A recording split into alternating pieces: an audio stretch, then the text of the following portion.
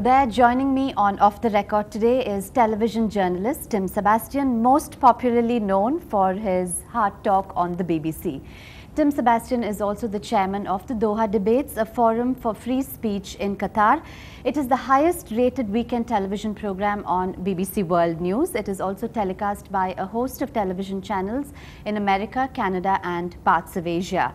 Tim has braved a particularly vehement downpour, floods and potholed roads in Chennai to reach our television studio in Perungudi, and I thank you for that. Thank you very much, but not a drop reached me. But it was impressive rain, I have to say. We even tried to create a sort of a set that you use on Hard Talk, so I'd like your opinion on that. Bleak, intimidating.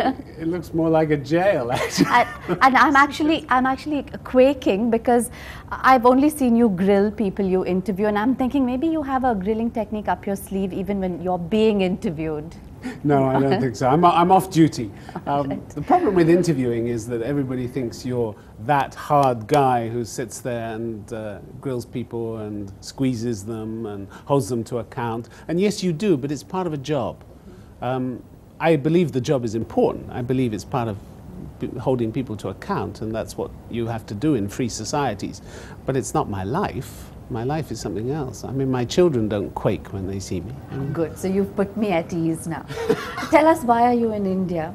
I was invited by the Entrepreneurs Organization, which, as you know, has branches not only all around India, but all around the world.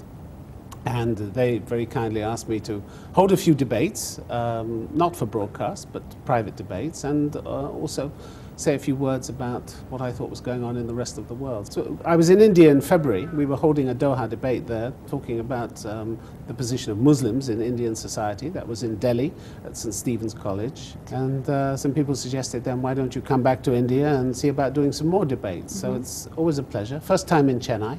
What was the topic here? The topic was British rule good for India?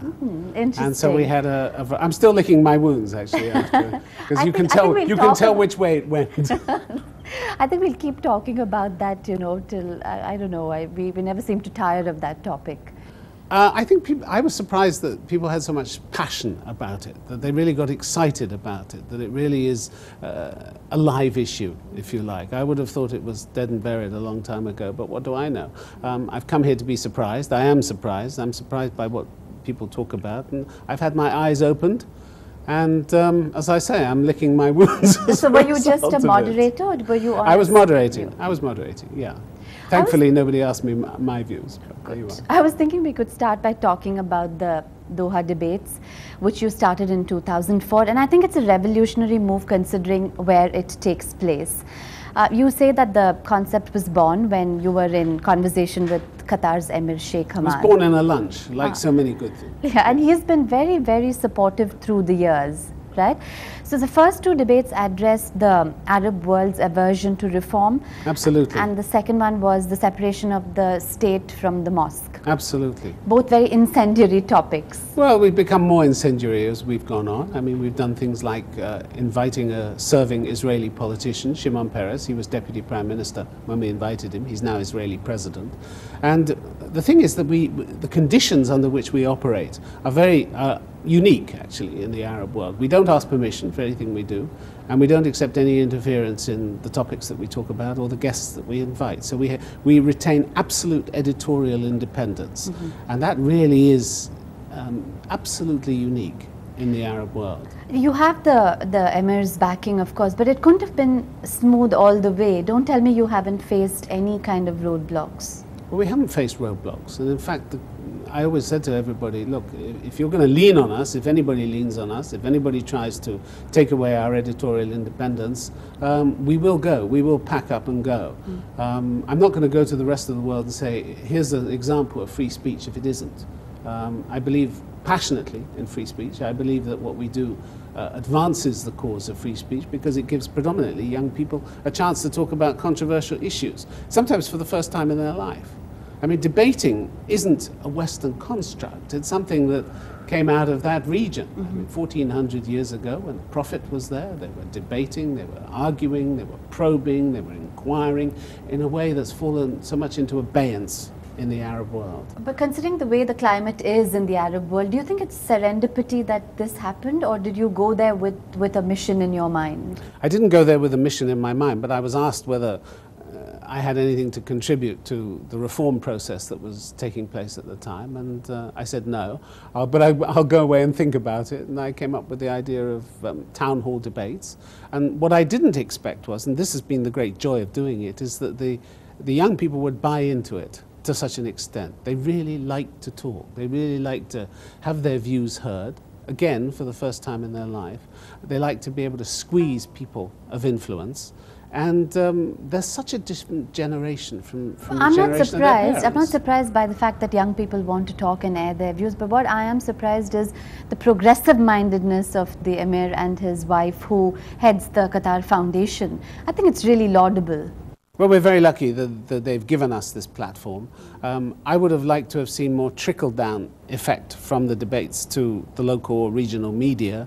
I'd like to have seen them get progressively freer, but that hasn't happened. And regrettably, I think they've gone in the opposite direction in the last 3 or 4 years. We're seeing much more state interference in the media, and that's a pity.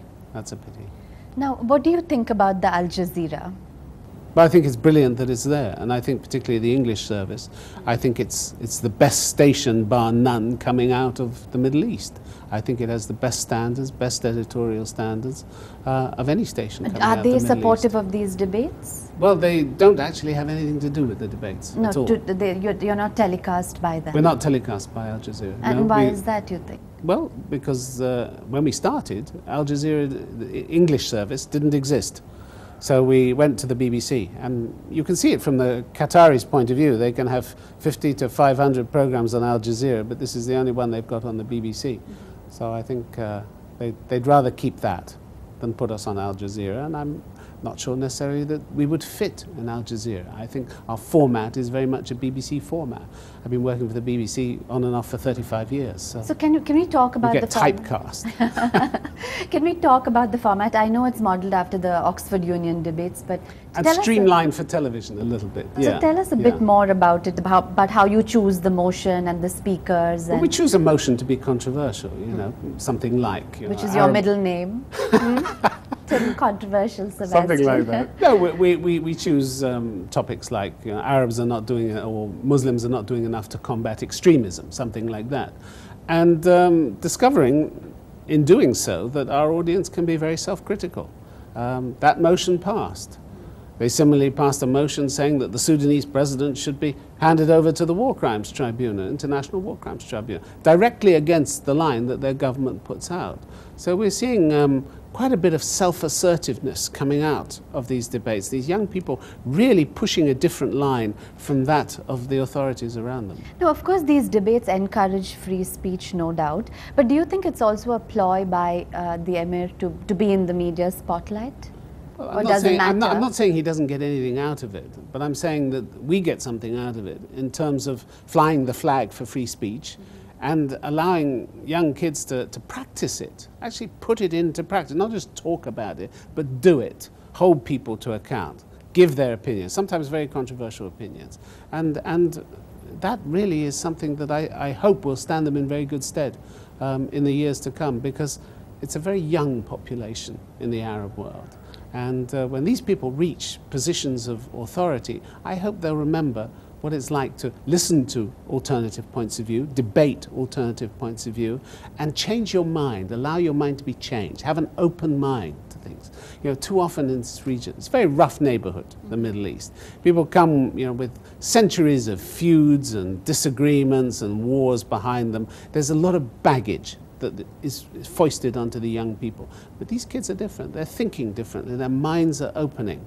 And I'd like to think, in a small way, that we've helped to contribute to that. I think when we come back after the break, Tim, you must tell us whether you've been able to quantify the positive fallout, as it were, of these debates. But let's do that after a short break.